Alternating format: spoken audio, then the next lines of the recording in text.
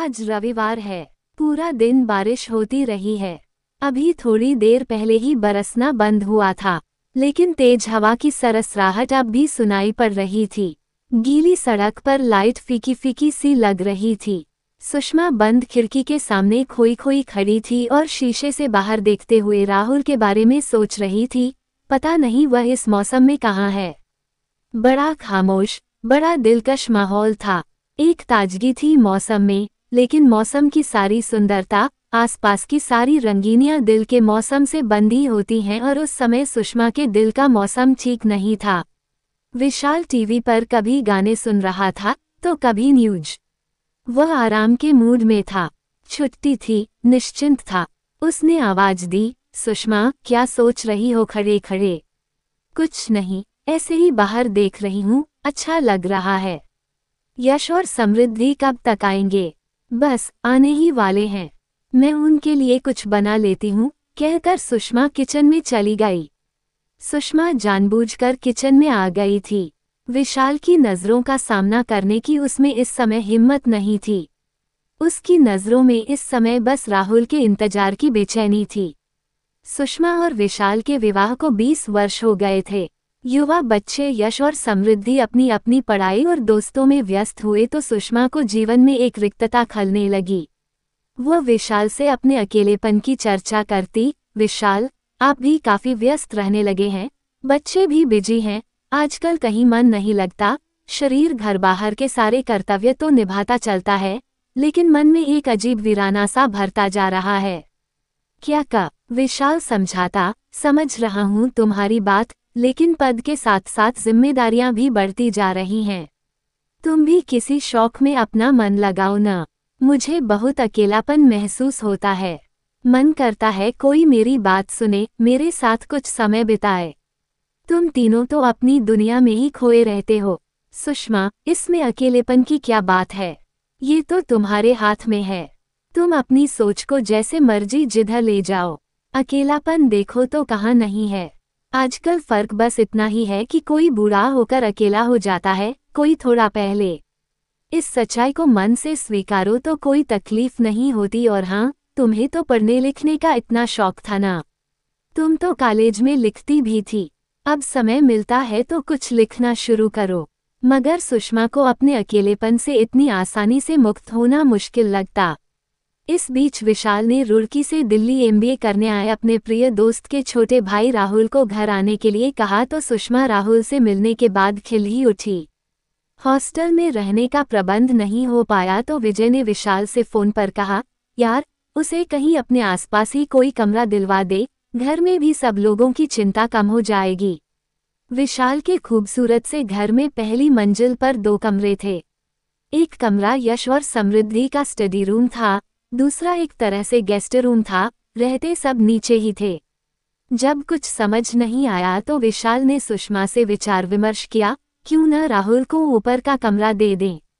अकेला ही तो है, दिन भर तो कॉलेज में ही रहेगा।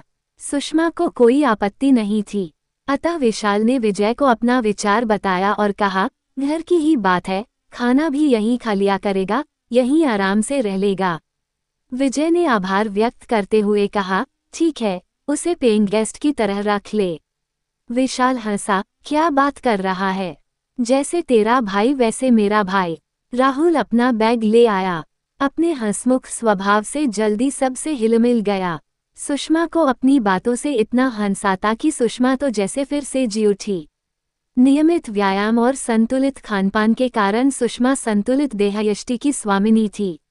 राहुल उससे कहता, कौन कहेगा आप यश और समृद्धि की माँ हैं। बड़ी बहन लगती हैं उनकी। राहुल सुषमा के बनाए खाने की, उसके स्वभाव की, उसकी सुंदरता की दिल खोलकर तारीफ करता और सुषमा अपनी उम्र के 40वें साल में एक नवयुवक से अपनी प्रशंसा सुनकर जैसे नए उत्साह से भर गई। कई दिनों से विशाल अपने पद की बढ़ती जिम्मेदारियों में व्यस्त होता चला गया था। अब तो बस नाश्ते के समय विशाल हाँ करता हुआ जल्दी जल्दी पेपर पर नजर डालता और जाने के लिए बैग उठाता और चला जाता। रात को आता तो कभी न्यूज, कभी लैपटॉप, तो कभी फोन पर व्यस्त रहता। सुषमा उसके आगे पीछे घूमती रहती, इंतजार करती रहती कि कब विशाल कुछ रिलैक्स होकर उसकी बात सुनेगा। वो अपने मन की कई बातें उसके साथ बांटना चाहती, लेकिन सुषमा को लगता विशाल की जिम्मेदारियों का सिलसिला थमने का नाम ही नहीं ले रहा है।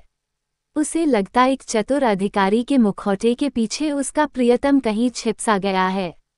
बच्चों का अपना रूटीन था। वे घर में होते तो भी अपने मोबाइल पर या टीवी में लगे रहते या फिर पढ़ाई में।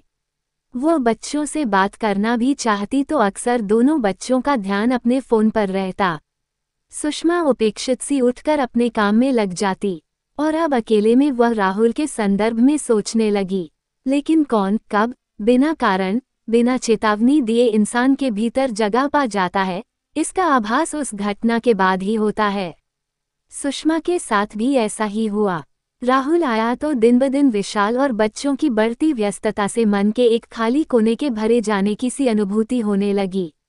विशाल टूर पर रहता तो राहुल कॉलेज से आते ही कहता, भैया गए हुए हैं, आप बोर हो रही होंगी, आप चाहें तो बाहर घूमने चल सकते हैं, यश और समृद्धि को भी ले चलिए। सुषमा कहती, वे तो कोचिंग क्लास में हैं, देर से आएंगे, चलो हम दोनों ही चलते हैं, मैं गाड़ी निकालती हूँ। दोनों जाते, घूम फिर कर खाना खा कर ही आते। सुषमा राहुल को अपना पस कहीं निकालने नहीं देती। राहुल उसके जीवन में एक ताज़ा हवा का झोंका बनकर आया था। दोनों की दोस्ती का दायरा बढ़ता गया। वह अकेलेपन की खाई से निकलकर नई दोस्ती की अनुभूति के सागर में गोते लगाने लगी। अपनी उम्र को भूलकर किशोरियों की तरह दोगुने उत्साह से हर काम करने लगी। राहुल की हर बात, हर अदा उसे अच्छी लगती। कई दिनों से अकेलेपन के एहसास से चाहे अनचाहे अपने भीतर का खाली कोना गहराई से महसूस करती आ रही थी। अब उस जगह को राहुल के साथ ने भर दिया था। कोई भी काम करती, राहुल का ध्यान आता रहता, उसका इंतजार रहता। वह लाख दिल को समझाती कि अब किसी और का ख्याल गुनाह है, लेकिन दिल क्या बातें समझ लेता है। नहीं, ये तो सिर्फ अपनी ही जबान समझता है, अपनी ही बोली जानता है। उसमें जो समझ आए वह जरा मुश्किल ही से निकलता है। अचानक एक दिन राहुल कॉलेज से मुंह लटकाए आया। सुषमा ने खाने के लिए पूछा तो उसने मना कर दिया। वह चुपचाप ड्राइंग रूम में ही गुमसुम बैठा रहा। सुषमा ने बार बार पूछा तो उसने बताया, आज कॉलेज में मेरा मोबाइल खो गया है। यहाँ आते समय विजय भैया ने इतना महंगा मोबाइल लेकर दिया था। भैया अब बहुत गुस्सा होंगे। सुषमा चुपचाप सुनती रही, कुछ बोली नहीं। लेकिन अगले ही दिन उसने अपनी जमा पूंजी से 15,000 निकालकर राहुल के हाथ पर जबरदस्ती रख दिए। राहुल मना करने लगा, लेकिन सुषमा के जोर देने पर रुपए रख लिए। कुछ महीने और बीत गए। विशाल भी फुर्सत मिलते ही राहुल के हालचाल पूछता, वैसे उसके पास समय ही नहीं रहता था। सुषमा पर घर गृहस्थी पूरी तरह से सौंपकर अपने काम में लगा रहता था। सुषमा मन ही मन पूरी तरह राहुल की दोस्ती के रंग में डूबी हुई थी। पहले उसे विशाल में एक दोस्त नजर आता था, अब उसे विशाल में एक दोस्त की झलक भी नहीं दिखती। यह क्या उसी की गलती थी? विशाल को अब उसकी कोमल भावनाएं छूकर भी नहीं जाती थीं। राहुल में उसे एक दोस्त नजर आता है। वो उसकी बातों में रुचि लेता है, उसके शौक ध्यान में रखता है, उसकी पसंद नापसंद पर चर्चा करता है। उसे बस एक दोस्त की ही तो तलाश थी। वो उसे राहुल के रूप में मिल गया है। उसे और कुछ नहीं चाहिए। एक दिन विशाल टूर पर था। यश और समृद्धि किसी बर्थडे पार्टी में गए थे। अंधेरा हो चला था। राहुल भी अभी तक नहीं आया था। सुषमा लॉन में टहल रही थी। राहुल आया, नीचे सिर किए हुए मुंह लटकाए ऊपर अपने कमरे में चला गया। सुषमा को देखकर भी रुका नहीं तो सुषमा को उसकी फिक्र हुई। वो उसके पीछे पीछे ऊपर गई। जब से राहुल आया था वह कभी उसके रूम में नहीं जाती थी। मेड ही सुबह सफाई कर आती थी। उसने जाकर देखा राहुल आंखों पर हाथ रख कर लेटा है। सुषमा ने पूछा, क्या हो गया, तबीयत तो ठीक है? राहुल उठकर बैठ गया। फिर धीमे स्वर में बोला, मैं ठीक हूँ। तो रोनी सूरत क्यों बनाई हुई है? भैया ने बाइक के पैसे भेजे थे। मेरे दोस्त उमेश की बहन की शादी है, उसे जरूरत पड़ी तो मैंने उसे सारे रुपए दे दिए।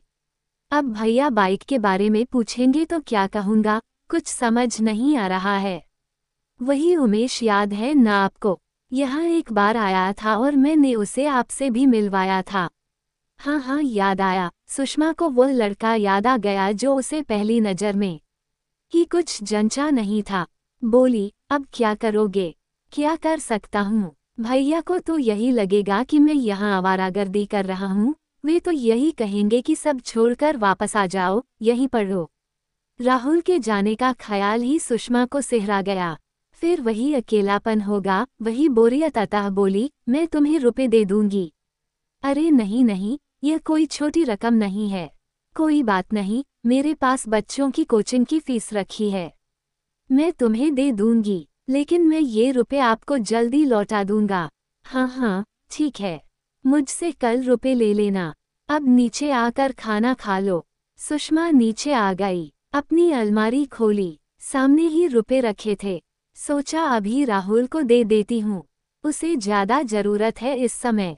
बेचारा कितना दुखी हो रहा है, अभी जाकर पकड़ा देती हूँ, खुश हो जाएगा। वो रुपए लेकर वापस ऊपर गई। राहुल के कमरे के दरवाजे के बाहर ही उसके कदम ठिठक गए। वह फोन पर किसी से धीरे धीरे बात कर रहा था। न चाहते हुए भी सुषमा ने कान उसकी आवाज की तरफ लगा दिए। वह कह रहा था, यार उमेश, मोबाइल और बाइक का इंतजाम तो हो गया। सोच रहा हूँ अब क्या मांगूंगा। अमीर औरतों से दोस्ती करने का यही तो फायदा है, उन्हें अपनी बोरियत दूर करने के लिए कोई तो चाहिए और मेरे जैसे लड़कों को अपना शौक पूरा करने के लिए कोई चाहिए। मुझे तो ये भी लगता है कि थोड़ी सब्र से काम लूंगा तो वह मेरे साथ सो भी जाएगी। बेवकूफ़ तो है ही, सब कुछ होते हुए भटकती घूमती है। मुझे क्या, मेरा तो फायदा ही है उसकी बेवकूफ़ी में। सुषमा भारी कदमों से नीचे आकर कटे पेड़ सी बेड पर पड़ गई। लगा कभी कभी इंसान को परखने में मात खा जाती है नजरें, ऐसे जैसे कोई पारखी जौहरी कांच को हीरा समझ बैठे। तीखी कचोट के साथ उसे स्वयं पर शर्म आई। इतने दिनों से वह राहुल जैसे चालाक इंसान के लिए बेचैन रहती थी। सही कह रहा था राहुल, वही बेवकूफ़ी कर रही थी। अकेलेपन के एहसास से उसके कदम जिस राह पर बढ़ चले थे, अगर कभी विशाल और बच्चों को उसके मन की थाह मिल जाती तो क्या इज्जत रह जाती उसकी उनकी नज़रों में। तभी विशाल की आवाज़ कानों में गूंजी, अकेलेपन से हमेशा दुखी रहने और नियति को कोसने से तो अच्छा है कि हम चीज़ों को उसी रूप में स्वीकार कर ले जैसी वे हैं। तुम ऐसा करोगी तभी खुलकर सांस ले पाओगी। इस बात का ध्यान आते ही सुषमा को कुछ शांति सी मिली। उसने कुदरत को धन्यवाद दिया। उम्र के इस मोड़ पर अभी इतनी देर नहीं हुई थी कि वह स्थिति को संभाल न सके। वो कल ही राहुल को यहाँ से जाने के लिए कह देगी और यह भी बता देगी वो इतनी बेवकूफ़ नहीं कि अपने पति की कमाई दूसरों की भावनाओं से खेलने वाले लड़के पर लुटा दे। वह अपने जीवन की पुस्तक के इस दुखांत अध्याय को सदा के लिए बंद कर रही है ताकि वह अपने जीवन की नई शुरुआत कर सके। कुछ सार्थक करते हुए जीवन का शुभारंभ करने का प्रयत्न तो वह कर ही सकती है। अब वो नहीं भटकेगी। क्रोध, घृणा, अपमान और पछतावे के मिले जुले आंसू उसकी आंखों से बह निकले, लेकिन अब सुषमा के मन में कोई दुविधा नहीं थी।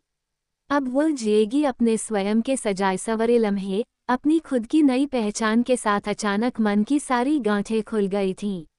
यही विकल्प था दीवाने मन का। उसने फ़ोन उठा लिया, राहुल के भाई को फ़ोन कर दिए गए पैसों की सूचना देने के लिए और उन्हें वापस मांगने के लिए।